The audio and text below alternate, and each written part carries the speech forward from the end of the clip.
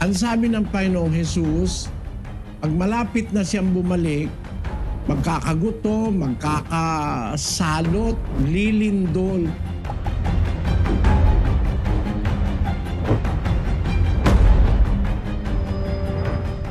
Yung mga nangyayari na yan ngayon, ipinagpauna na yan ni Kristo. Mga palatandaan niyang malapit na ang pagbabalik ng Panginoon.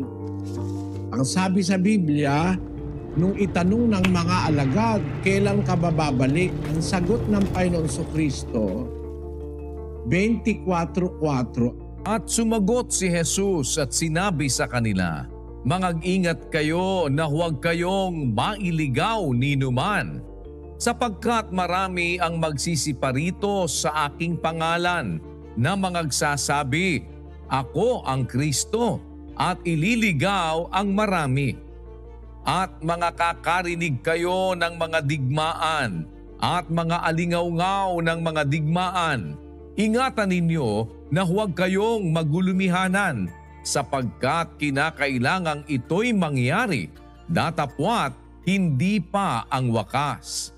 Sapagkat magsisitindig ang bansa laban sa bansa, at ang kaharian laban sa kaharian, at magkakagutom, at magkakasalot, at lilindol sa iba't ibang dako."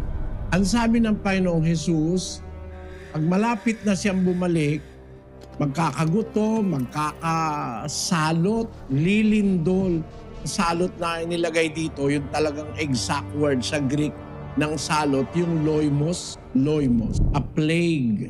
That is a disease, figuratively a pest or pestilence. Magkakagera, magkakasalot,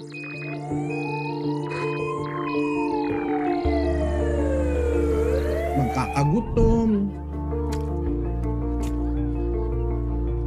lilindol. Yan lahat ng pangyayari na yan, mga kapatid. Patotoo na nagsasalita ng totoo ang Panginoon Kristo. Totoo ang Biblia. Libo-libong taon bago mangyari, pinagpauna niya.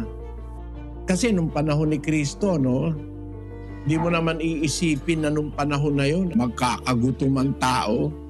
Nung panahon namang mga nakaraan, di pa naman masyadong ganyang kahirap ang lupa. Ngayon lang napakahirap na meron nang hindi nakakakain maghapon eh. Meron ngayon sa Africa na mamatay na ng gutom, di na nakakakain. Isa sa palatandaan yun, epekto yun ng gera, ng mga lindol, ng mga kalamidad. Epekto yan, magkakasama yan eh. Makakarinig kayo ng digmaan, alingaw-ngaw ng digmaan, magkakagutom, magkakalindol, magkakasalot, sa iba't ibang dako. Ang nakakabahala, itong mga salot na ito ngayon, meron pang man-made yan eh. Talagang malapit na itong pagdating ng ating Panginoon Kristo, mga kapatid. Ito mga palatandaan ito.